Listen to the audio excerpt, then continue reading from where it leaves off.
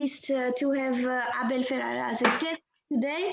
So he will talk about his experience, about the work of a director, and also about his last film, Siberia, that you had the chance to watch it on our online festival. So it was streamed yesterday and also today.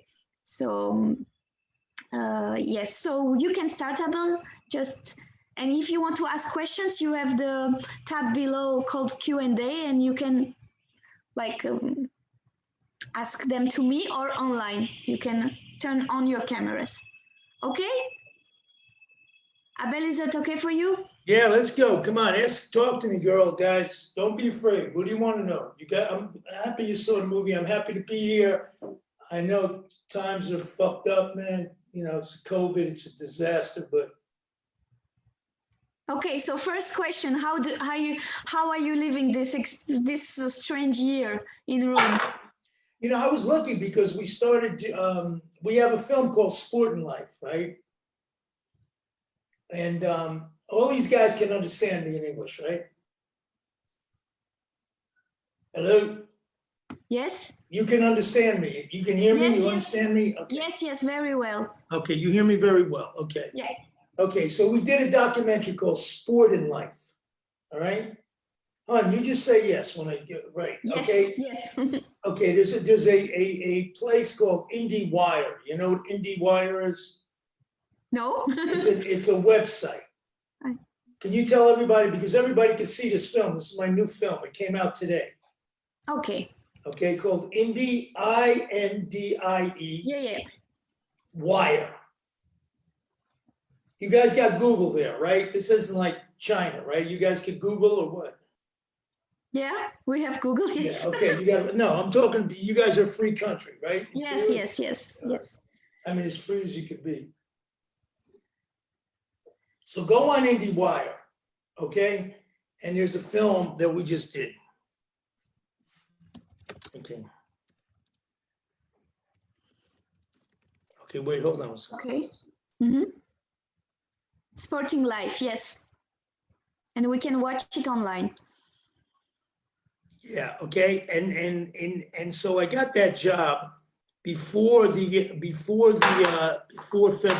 right? Mm-hmm. Wait, well, let me just say this one thing. Okay.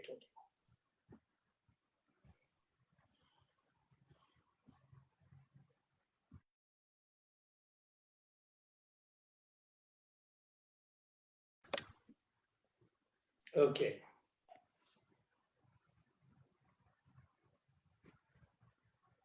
Okay, so and so what happened is we went to Berlin and we were shooting this documentary about Siberia, about bringing Siberia to Berlin. And you know, we had a job. And then when I came back to Rome, it was a disaster. Italy was you know, not Rome, but northern Italy was a nightmare. And I don't know, man. I don't know. We could, you know, we couldn't. So I actually had a job. I would come here every day to edit the documentary, and we started editing remote. I had one editor in the other side of Rome, and the other editor in Brooklyn, New York.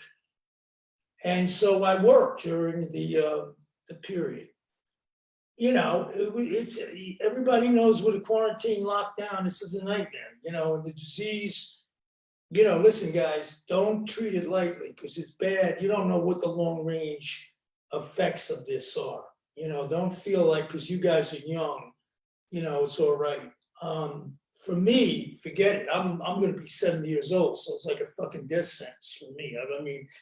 So, but I came to work and I tried to keep everything going. And I actually traveled. I traveled to, I went to Russia. I went all over the place, actually.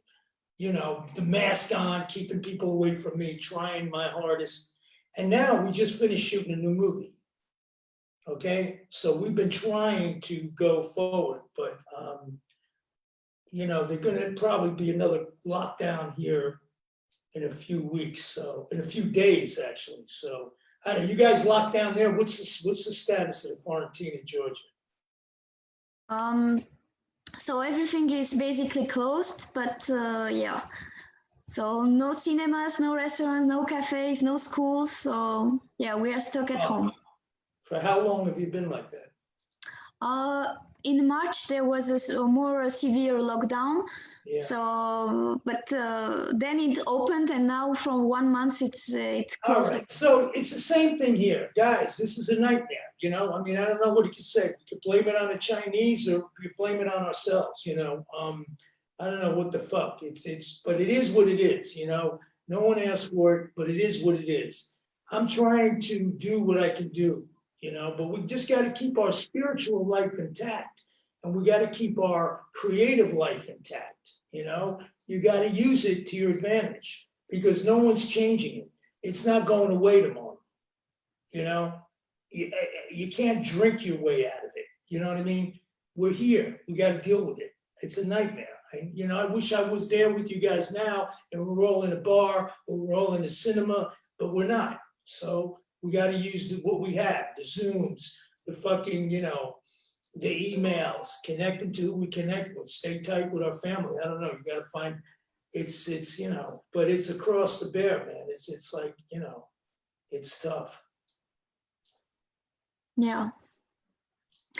Yeah, that's true. Yes. So I will ask the audience to put the camera on, because Abel wants to see you, so don't be shy. Please, I want to see everybody, man. Come on. Yeah, so please turn on your cameras.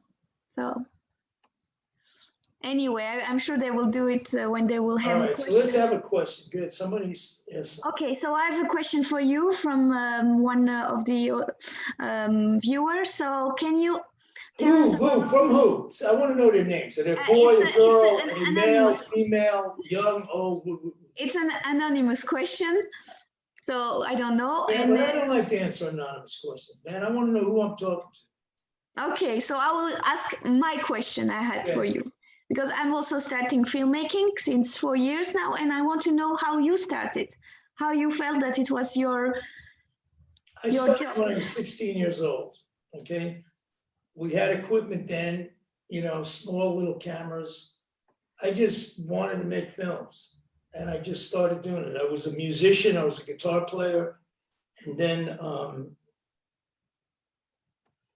you know, it just went from that, you know? So,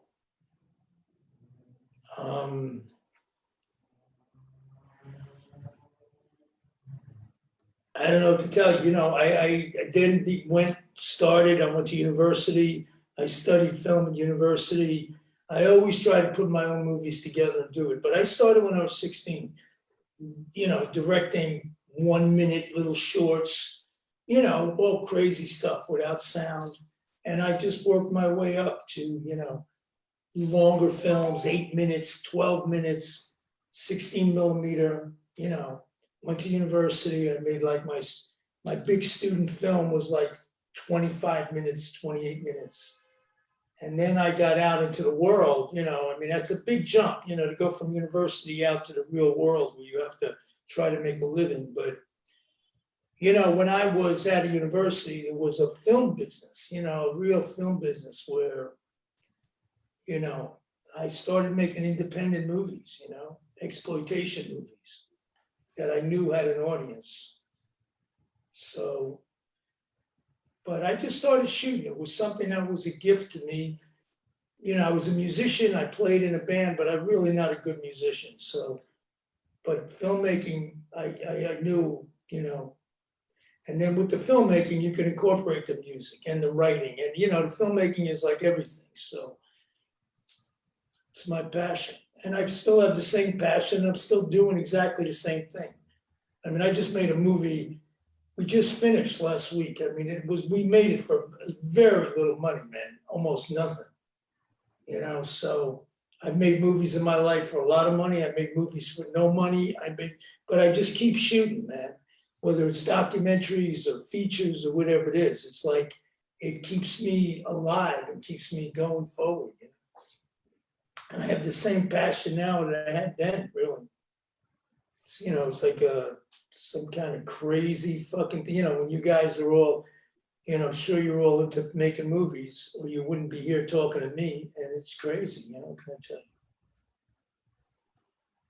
So go ahead. Who else has a question?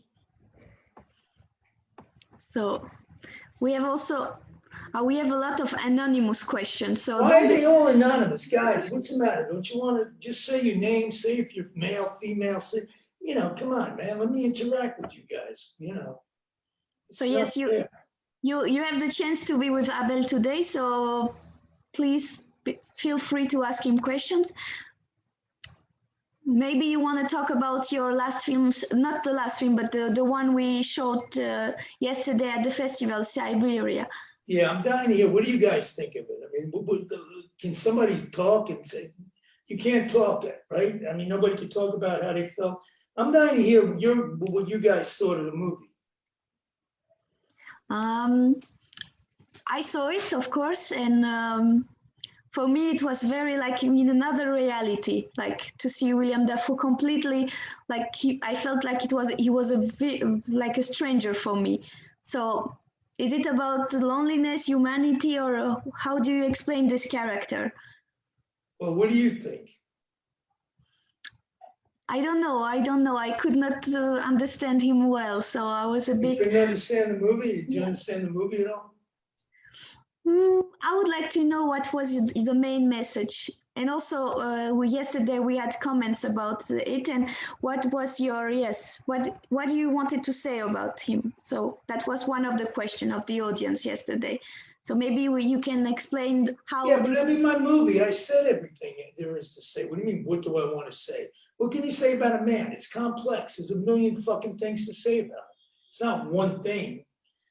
What do you mean, what do I want to say about him? He's a guy who's searching for answers in his life, right? Who's going back through his life to try to figure out where he's at.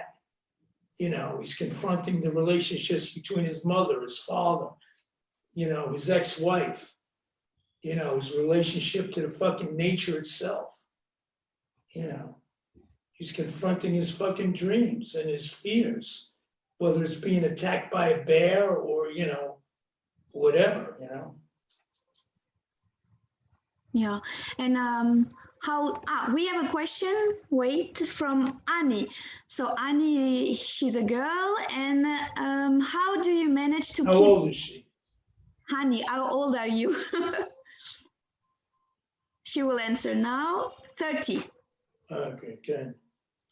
So the question is, how do you manage to keep creative value of your work and still find financial resources to tell your stories exactly the way you mean it? You know, it's because once you lay the gauntlet down, I'm not going to compromise my vision. I'm not going to change. I'm not going to do anything for money. Okay, and once that's a given, and everybody knows that. Then you do it. Then you find the money under those terms. Okay, there's not even compromising or changing to get money or trying to think of what's people gonna like or what they're not getting, all that bullshit. You know, I'm the artist, man. You know, the audience doesn't know what they want to see. Otherwise, they make their own movies. Okay, it's not like, oh, this is what the audience likes. How does the audience know what they like? You got to shock the audience. You got to surprise the audience. You got to surprise yourself. Okay, and I'm not going to compromise my vision ever. I've done it in my life, and I'm never going to do it again. So, how do you find money? Every way, anyhow. You ask every single person you know to give you money. You go everywhere that people make movies. You go to the government, you go to your friends, you got to go to people who have money, though. You know, find people who have money and ask them for it. It's as simple as that. You know. Okay. You got to believe in what you want, and you can't, you know, I'm not going to, at this point in my life, I'm not going to make a movie just to what? To make money? No, it doesn't work like that. Yes, exactly. The second question from Annie was, are you ready to make compromises? So no, Never. I guess. I mean, I couldn't do it. I wouldn't know how to do it. And why would you do it? What would be the end? What would be the, I mean, what would be the purpose, the reason? I don't know. Mm-hmm. Okay, so we have a question from Facebook from a girl called Mariam. She's 24 and she's asking if Siberia is connected to any of your personal stories. Yeah, very much so. But it's more about Willem. You know, that film was, we did a film called Tommaso. I don't know if you guys saw that right before, where Willem basically plays me. So this film has a lot to do with Willem. You know, his father was a doctor. He came from the Midwest. He came from a very, the middle of America where it's very cold. It's like, you know, Siberia almost. And, you know, these relationships in the film were pretty much based on his life. You know? Okay. His memories, you know. Thank you. Okay. So I will check if there is another Q&A. No. So no question for the moment. Would you like to tell us why you moved from USA to come to Europe to make your films? You know, I was making movies in New York, and then New York got to be very, you know, very expensive to live in. After 9/11, it became like an international playground for very wealthy people. And I didn't like it. And the film business became very anti-art, you know, you know, like you're saying, it became very, very difficult to make, you know, my movies are all based on European movies anyway.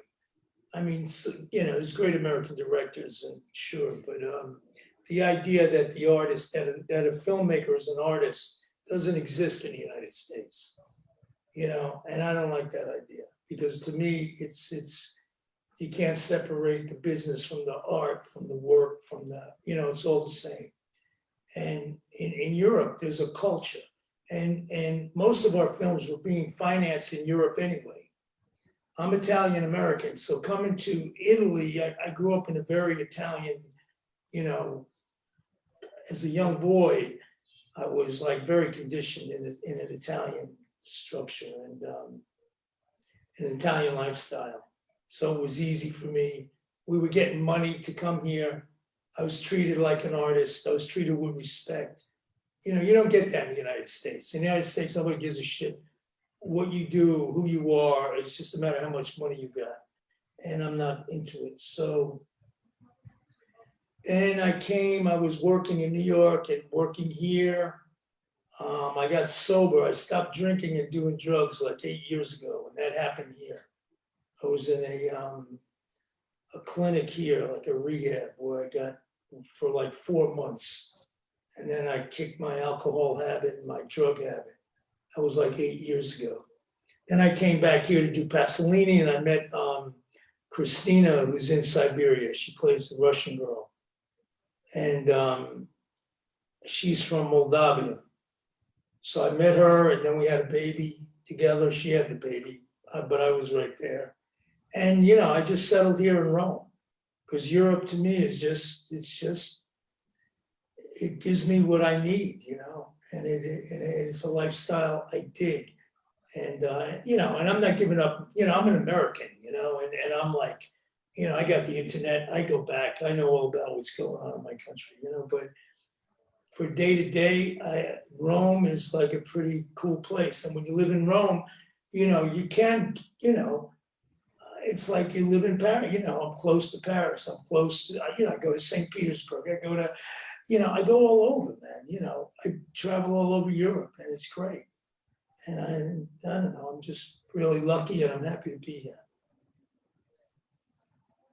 Okay, great. Thank you very much for your answer. So we had a new guest. Peter is also working for our festival. He's one of the programmers. Oh, so Peter, if you have a question, you can see, Abel, you can see the first place. Yeah? Great, it's great to see somebody. Good, Peter, let me. Let's see, can you hear me? Yep. Yeah, right. Nice to see your masterclass. Very nice indeed. I think my question was about, we've been discussing that parts of your film goes untranslated. And I was a bit curious about that. Yeah. Like, why did you decide to do that? Well, why would you translate it? If the actor doesn't understand the character he's talking to, why should the audience understand it? Yeah, I kind of agree, actually. But it was. If I say to you, what do you want to drink? And you say rum. And I'm going to you, what, If you translate rum, then Willem looks like a mongoloid. He looks like an idiot. You understand? That's right. The character doesn't understand. He's not understanding these. He doesn't speak Russian. So why would the audience understand these things when he doesn't? Yeah, right. Very nice answer. Okay, I have a question here from Levan. Wait, he's also online. Levan, maybe you can show us your turn on your camera. Bro, let me see all you do. Levan is here. Maybe you can ask your question live. Yeah, can you hear me? Yes. Yeah. Okay, so I love your works. Let's Thank start you, here. And I'm also like trying to make films. I'm 24. Well, you either are or you're not. Don't say try. You're doing it, right? You're making them, right? Yeah, because I haven't tried it yet, but I'm planning to do it like in. Go for it. Don't wait. Yeah, my first question is like there's many problems in the world, like international problems, and do you want to work on one of these problems? And are you interested to make a movie about it? About which one? For example, not like pandemic, but there are many social or some kind of problems. Well, I just did a documentary on the pandemic. So go on to what did I just tell you? IndieWire. Right? Yeah. Mm-hmm. Yeah, check it out. It's called Sport and Life. Okay. Yeah, and I make a movie. It's a metaphor. I mean, these movies are all about what you're talking about. You don't have to be specific to be about them. I mean, fiction encompasses that. I mean, it's like these movies are parables. These movies are metaphors for everything that we're living and everything we're doing and our attitude towards everything. So I don't know how specific I got to be. I don't got to make a film about the election and cast people who were the president of the United States. I mean, you know what I'm saying? I mean, every film is a political act. So, Yeah, I'm interested because your last films are more like a personal, main characters are like more personal. Well, personal is still political. I'm a political animal. We live in a political world. So as personal as they could be, they're still, everyone in them has a political point of view and are being affected by the politics of the world, or the politics of where they are and how they're living. So you prefer like there is no line between documentary and fictional film? I don't think so. Okay. So I also have another question about your 1995 film Addiction. Right. It's like the best way of representation of horror genre, vampire film, because for my opinion, like nobody made a film about vampires, which is like linked in addiction, so like in a smart way. And what was your mindset where you were making this film? Like you were in a phase where you thought like, I want to make like different kind of horror genre film, or I want to explore. Well, I get that. Wait, hold on. Guys, hold on.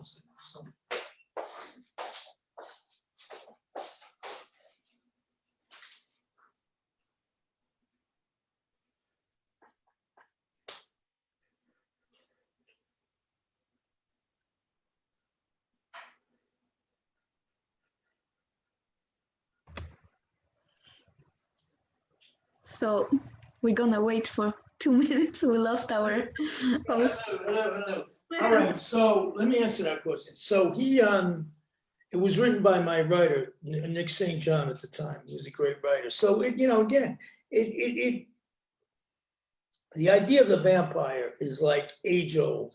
It's almost scary because in every culture, in the entire world, that idea of someone who lives forever, who lives off the, sucks the life and the blood of the living, of, the pure evil that is is unable to kill, except for a crucifix. But anyway, so those ideas, those images of that whether it's addiction, whether it's, political, giving into a political system, whatever the metaphor of the vampire, of the evil living off the blood and living off the life and taking the life and the undead. And, these are crazy ideas and crazy images. And they're not only from all, entire, thousands of years of folklore, there's also all these movies that have been made about them. So there's a whole tradition to the movies. And so when you make a film like that, you're confronting the tradition of the folktale, and you're confronting the tradition of the movies that have been made about it. And at the same time, that's like where a work of art comes in. I mean, Nikki's a great writer. That encapsulated so much, So we just kind of did it in knowing, the movies, the genre that we were in, and as in a way a homage to those films, because we love those films, and also to do our own thing with it,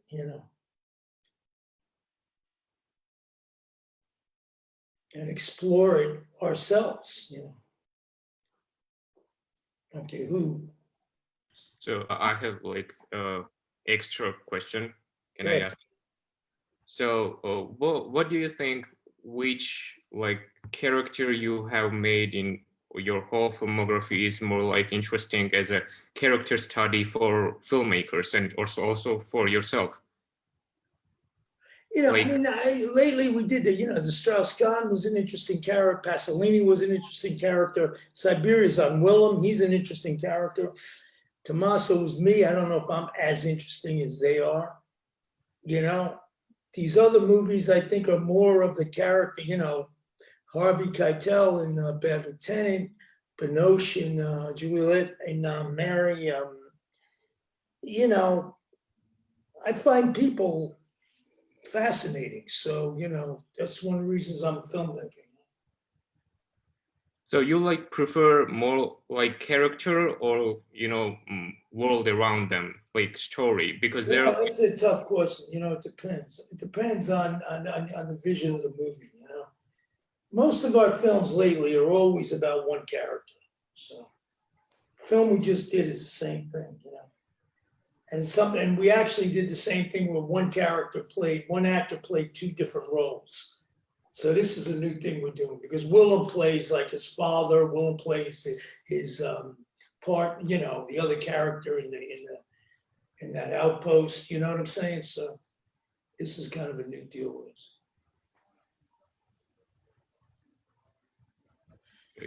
If there is any question, I also have questions, but if there are like other people. Who else? Anybody else? No, you can continue asking questions. I will tell the others later. You can. Okay. So your first film, it was like Driller Killer, if I remember right, and you were playing the main character. Right. And after that, you like disappeared as from acting. Right. Like there was not like any. Now, I did that role because it was like there was nobody. We had no money to pay anybody. Yeah. We were going to shoot that film. I thought it might take us a year, 5 years. So who knew? We were just doing it like we weren't students, but it was approaching like a student film. Well, we'd shoot a weekend, then we wouldn't shoot for a month, then we shoot again.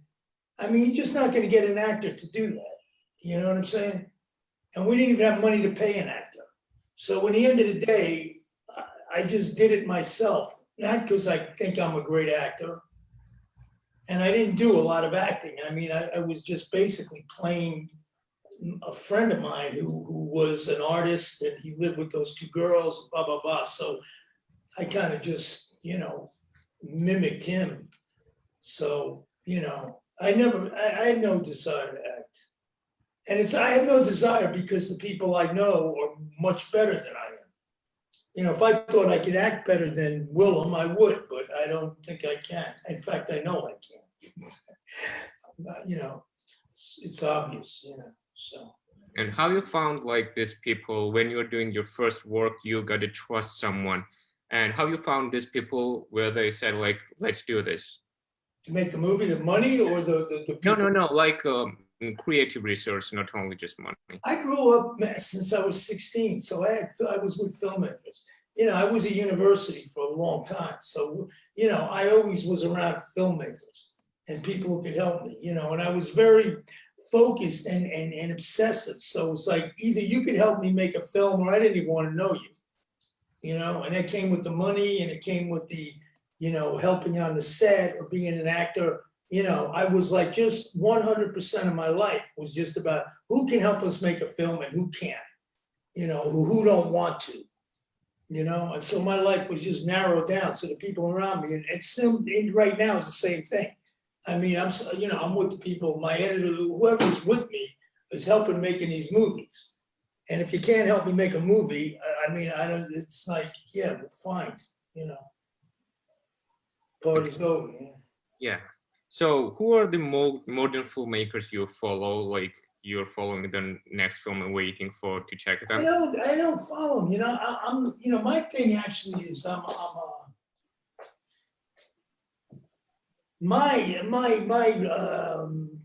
love to read, man. So reading is what it's about. It's for me. So I don't really watch movies. I also teach a lot. So, and I go to these film festivals. So I see a lot of crazy. Yeah, I saw a good movie from Georgia. You know that chick? I don't know her name off the top of my head. She won the first prize at San Sebastian. Oh, at the beginning? Yeah. Yeah. Did you see that movie? No, we couldn't see it yet because it's not released yet in Georgia. All right, okay. That was pretty cool.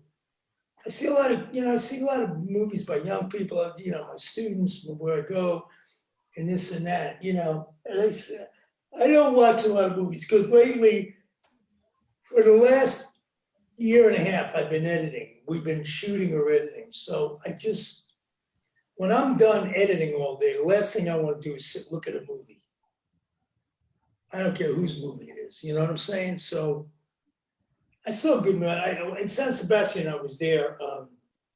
I saw that movie. I saw a movie called New Order. That's a good movie. Okay, so check that one out. Okay, if someone else have questions, I don't have any. Who else? Yeah, I know. It's good. Okay. But thank you for these questions. Really cool. Thanks for the answers. I really am inspired from your films because I always see your huge soul in filmmaking even today. And I really go for it, bro. Just get your phone out. You can do it. Don't, you know what I mean? Yes. So don't let anybody stop you. Just shoot with your telephone. You know? Okay, thank you. We have a question from Facebook. It's Tatia. She's 37, and she's saying that Abel, you and William Dafoe can quit each other. How is it working with him? What's so magical and unquittable? You know, he's my next door neighbor. He lives in Rome. You know, I've known him a long time. We've made 7 movies. So it's a relationship that grows and grows and grows, and the trust, and it always gets better and it gets stronger.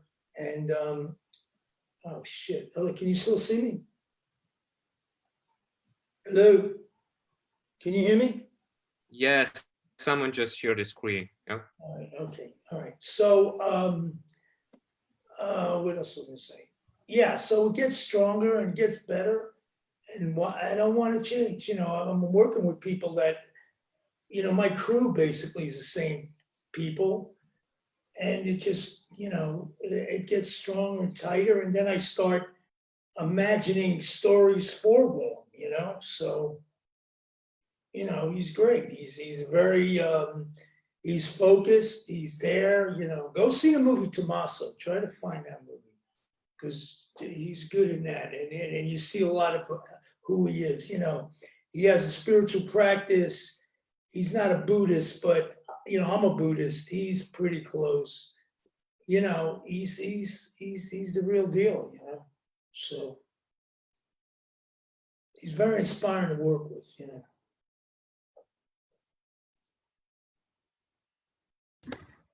Okay, we have question from Annie. Annie, she is also in our Zoom call now. Maybe she can turn on the camera. Or if she doesn't want, I will read the Come on, question. Annie, turn your camera on. Don't be afraid. Annie. No, I think she doesn't want. So maybe I will read her question. Do you consider yourself as part of the film scene of underground movements, such as no wave cinema or cinema of transgression? If no, why?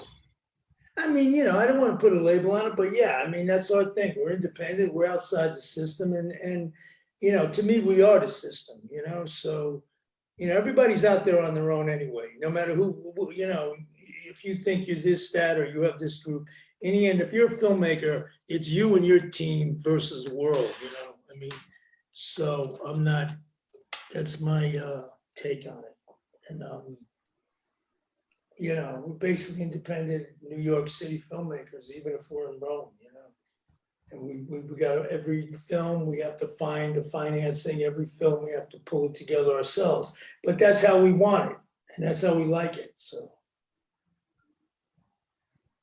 I've worked other ways, so I have experience of, you know, I've worked in Hollywood, I've worked on TV, I've done like some really terrible things, you know, so. Okay, so Annie also wants to know how different was the attitude, enthusiasm of filmmakers from 80s film scene compared to what is happening now? It's the same, man, you know, it's up to the individual. You got to find it, you know, back then it's the same thing. People were believing it, trying and doing it, you know. New York, it was a little more centered in New York because in New York you could live very cheap. And now you can't live there. Well, maybe after this pandemic, you could live there for nothing. Now New York, you know, real estate prices have gone down. But, you know, it was magical back then. But it's there's new people, new thoughts, new ideas, you know, new ways of looking at films, new ways of making films, all of it. But the essence of you're telling a story and you want to express your story, yourself through the story, through the process. And the process is the film. And that has not changed, man. And that there's no, you know, and that desire hasn't changed for 50,000 years. I mean, you know, they're writing on cave walls. They're telling stories. There's, you know, Greek theater. I mean, it's not changing. So, you know. Okay, I'm really happy to welcome Anna Shotadze with the camera. Maybe she can say hi. You can Nice to meet you. turn on the sound, Anna, so we can hear you. Hi, can you hear me? Hi. Hey. Hi. So I have a question for you. So when you are working on a film, when do you know that it's done and you're happy about it and that's it, you have to finish filming? You know, because we're working in like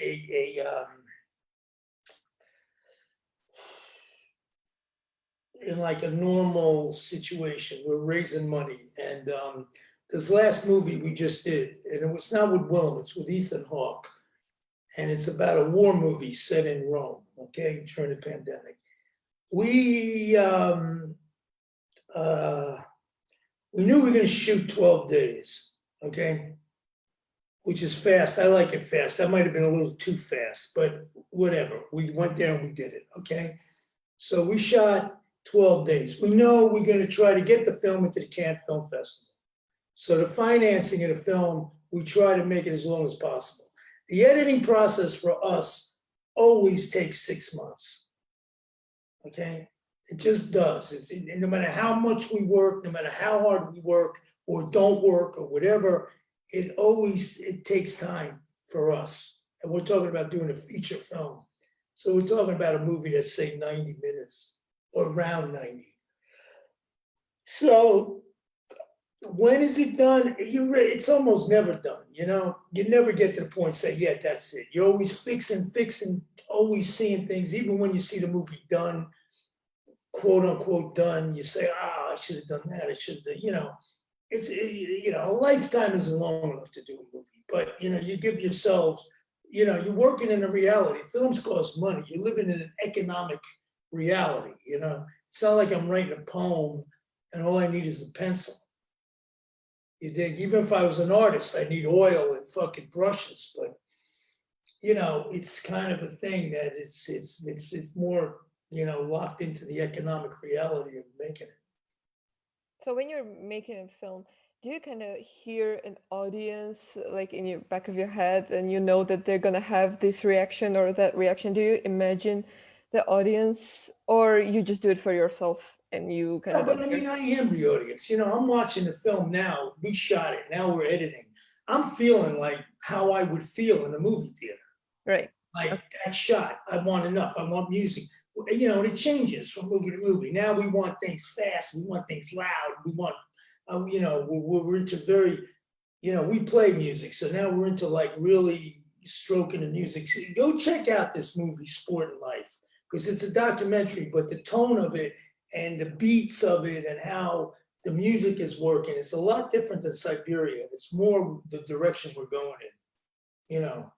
So you can't imagine an audience, because who's the audience? You know, people sitting in Los Angeles, people sitting on the moon, you know, people watching the film in fucking, you know, Azerbaijan 30 years from now, you know, when I see my movies, a lot of the movies, you know, like he's talking about The Addiction, he might have just saw that movie. I made that movie 30 years ago, but I couldn't imagine somebody in Georgia watching this film 25 years from now. I don't have that kind of imagination. It doesn't matter because that person is me anyway.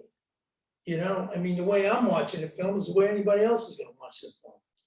You know, if I'm true and honest to myself, you know, but it's you know, you just try to be, you know, in the editing room, you try to find the real movie. You try to forget what you did, forget what you wanted to do.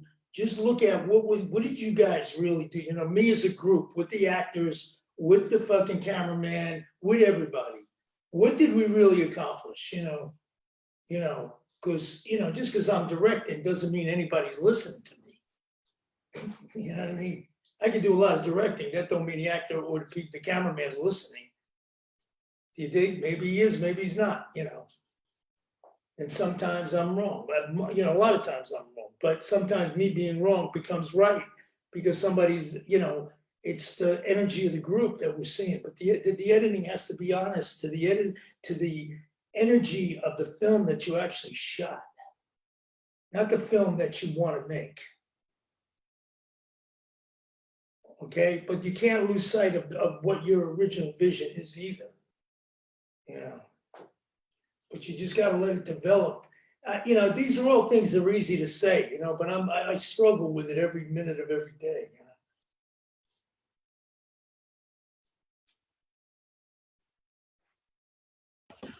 So know. I know that Peter has a question for you, so maybe Peter can ask his question now. Shoot.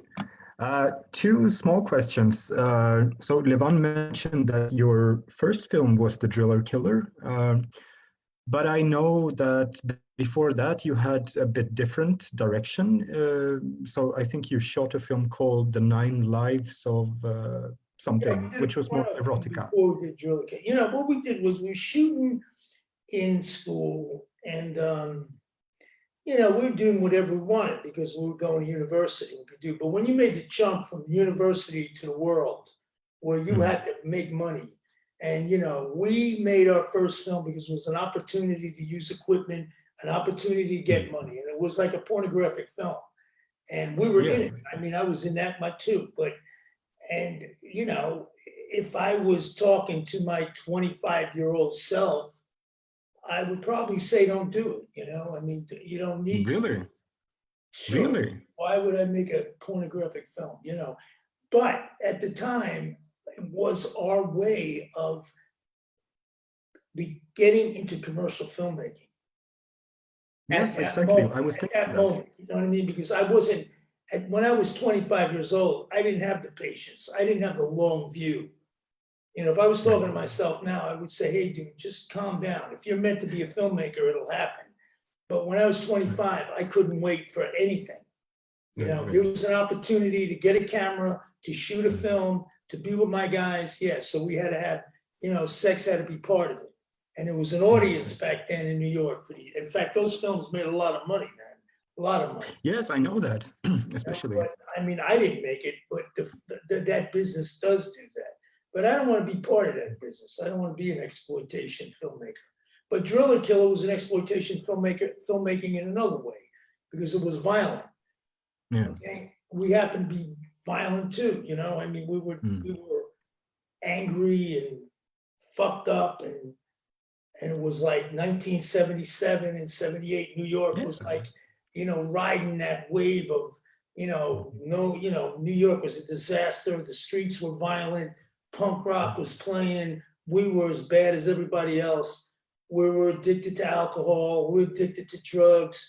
And we, you know, not knowing it at the time, we were young in our addiction, but, you know, so that those films came out of that, you know. I mean, they're part of us, you know. I mean, I didn't have a problem with the 9 Lives or Driller Killer, but we're not doing it now. So, but we, you know, our films are sexy. I mean, we try to, you know, approach sex from a very honest standpoint, you know. Yeah, sure. But coming from that, did you like hear something from that period when you were making films in the 90s, your most successful films, for example? Like, was it a problem that you started your career with such films? No problem with us, because we do what we want anyway. Our reputation sucks, so who cares? You know, our films don't make money, and those films in the 90s didn't make money either. You know, you know, there wasn't. They might be successful now, but only because they're good movies, but they weren't so successful then. And, you know, we're not based on success. We're based on our own, you know, we're going to make movies. I don't give a fuck if they're successful or they're not, you know. Yeah, but it's still nice that people watch your stuff, right? What can I say? Yeah, no, it makes it all worthwhile. I mean, it's very gratifying that these films we made 40 years ago, he's talking about a film, The Addiction. You're talking about, you know, film Driller Killer. You know, these were films made 30, 40 years ago. But they survived. They're righteous because we made them with a righteous attitude. Even a pornographic movie we made with a righteous attitude. You know, we were giving our fucking heart and soul to the movie. And we were using our talent, and we weren't compromising. We probably compromised less on 9 Lives because nobody was caring about it. Driller Killer, no one cared about it. Once we, you know, we confronted the idea that, yeah, we'll make a violent movie, you know, but we didn't, you know. That's right. One question more. So I come from, I'm an ex-projectionist, so that's my main interest in this industry. And I was curious, how did you feel when the transition between analog and digital came? Like when you started to, when people. Yeah, it's a tough call because I mean we went for it. You know, I always was using video. I loved the idea of how fast it was, how cheap it was, how, you know, accessible, blah blah blah. Now, what is the point of you know? Here's a theory. Okay, this is a theory. Okay. Hit me. When you shoot a film in negative, 35 negative, right? Yeah. First of all, you have 35 negative. You hold it. That 35 negative, that 35 film is like, there's silver in there, bro. There's all kinds of chemicals, but there's actually silver. I mean, there's a precious metal. And what you're seeing on a screen is the shadow of silver. You're seeing a physical thing on that screen, okay? Not only that, when it goes through the projector, a movie goes through 24 frames a second. You're a projectionist, you know, so it's there. Yes. Chug. Yes, sir. I love that. 24 times in a second.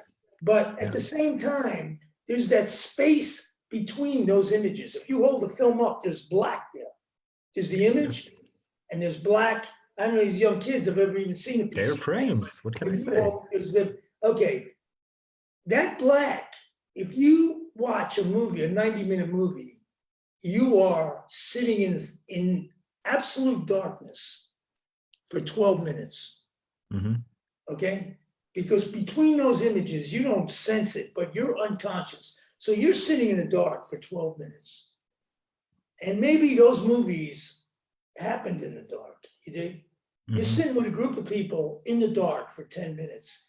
Mhm. That is and you're watching the physical shadow of silver. That's a whole fucking different experience. So when people start talking about movies like, you know, Alphaville and Mhm. Clockwork Orange and, you know, all those films I experienced and had a powerful experience. I don't know if you're experiencing that when you're watching. The digital is a digital flow.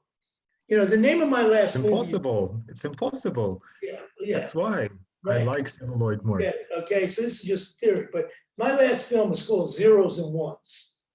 Because the digital image is just a mathematical computation of zeros and ones that you're seeing in a very straight, you don't get those moments of darkness.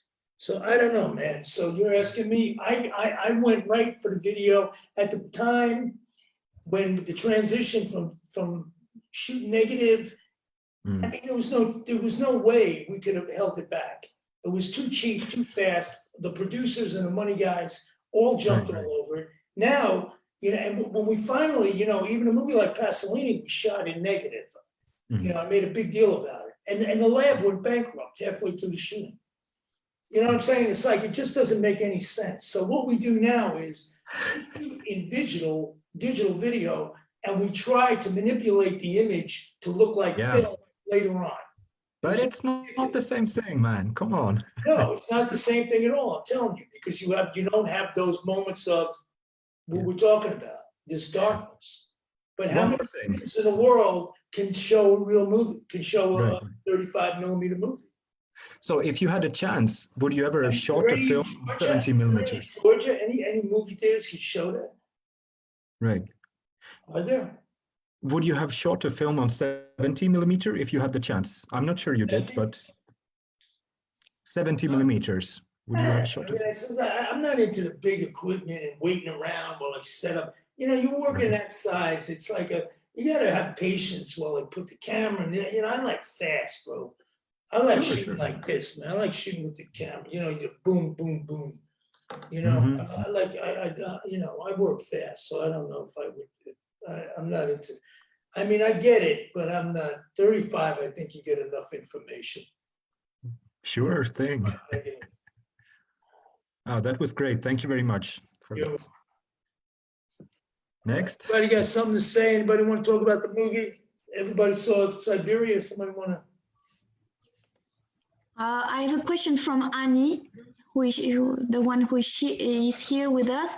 So what is the main storytelling tool for your film that you concentrate more on, that defines Abel Ferrara not only as a film director, but as a person? Is it script, actor, music, or sound? It's all the same, man. You know, so it's all the same. You know, so film is the combination of it all. You know, it's sound and image, man. You know, I mean, the actor's there, you know, in a sense, but the energy, the camera is capturing the energy of the group. The actor's in front of the camera, but the energy is coming from the other side. He's reflecting or she is reflecting the energy into that camera. But that energy is coming in that room from the people who are making it. You know, movie filmmaking is a group situation, like you were saying about making films. You got to get a group, you got to get some friends, man. You got to put it together, people who are going to do it with you, people who believe in it. And you're only as strong as the people you're working with.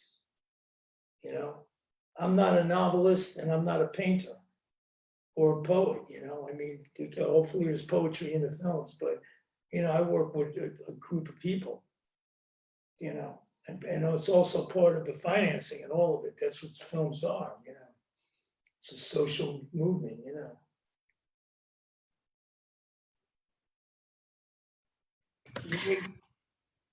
We have a question from Facebook coming from George Megrela. So we know that the music is important in your film. So who is your favorite film composer? The guy I use, Joey. Joey DeLee, I've been working with him since we were kids. So, you know, I mean, music to me is, you know, I don't know. You know, I'm into music. I'm a rock and roller, basically. You know, I'm like the kind of the Rolling Stones and the Bob Dylan world. You know, I grew up in the 60s, so like Jimi Hendrix and Janis Joplin. I'm like, I play music too, but I'm, you know, we're very blues orientated, American blues, you know, traditional black blues players, you know, all the rock and roll. So, you know, that's my kind of music. I don't movie music, I don't know, I take it or leave it, you know.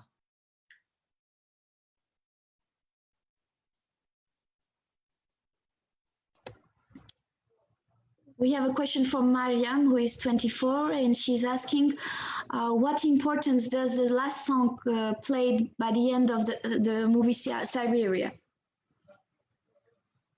The end stuff of the Siberia was, you know, there was a lot of credits in Siberia because that was a big movie that took us a long time to make, and we had to give a lot of people. So it gave us our opportunity. Joey wrote that one piece that's like kind of the quote unquote scoring, you know, theme of the movie, that thing called Mother Russia. And, you know, we worked on that. And then Joey plays, we have the bass player, Bob Dylan, he plays with us. But when he plays with us, he plays like with string stuff, like cellos and that. So we're doing like a kind of, you know, more abstract John Cage kind of shit. So we put that in there. We're playing,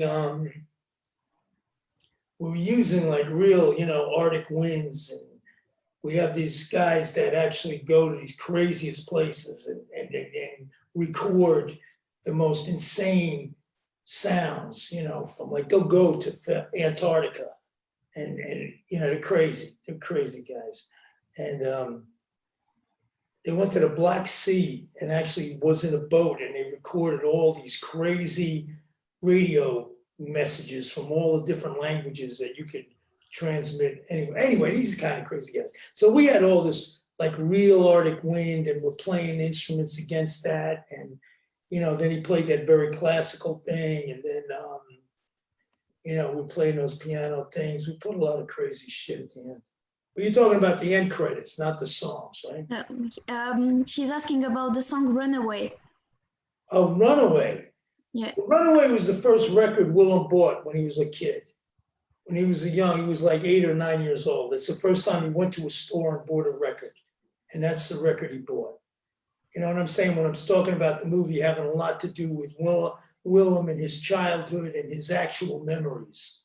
You know, so that's like a real memory. That's the first song he ever bought as a kid. Okay, so we are coming to the end. So if you have more questions, it's the time to ask them, because it's already 6. So maybe Levan, no, Anna, no. Okay, so thank you, We're all good. Anybody have anything they want to ask? I wish I was there. I wish I could see all you guys. Keep the faith. Next year. Stay safe. Wear a fucking mask. The life you save might be your own. It might be mine. Be cool. I love yous all. Yeah, we have one more question here. Go ahead, let me hear. Facebook, just quickly, Tornike Johadze, he's 28 years old, and he's asking, what was your drive behind making films? My drive? Yeah, motivation and all. I mean, it was like I said, it was. It's a calling. It's something I can do. Something I do well. You know, I love movies. I was able to do them. You know, I love music, but I couldn't play really well. It's my life, man. You know, and it's done me right. You know, I've been able to support myself, live. You know, it's fucked me up in a few places, but now that I got my head straight, you know, really, for me, the big moment in my life was when I gave up drinking and drugging. And that just took me, this was 8 years ago. I mean, it took me a long time, bro. You know, it took me a long time to get the message.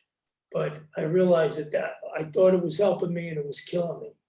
And I was able to like do like a total soul spiritual shift into life on life's terms, into like real life. So I'm like back to the guy I am, you know, I was born, and not under the delusion that I need cocaine or heroin or alcohol or whatever, you know, it's my thing. So anyway, that's it. Okay. Love you all, bro. Be good. Okay. Stay safe.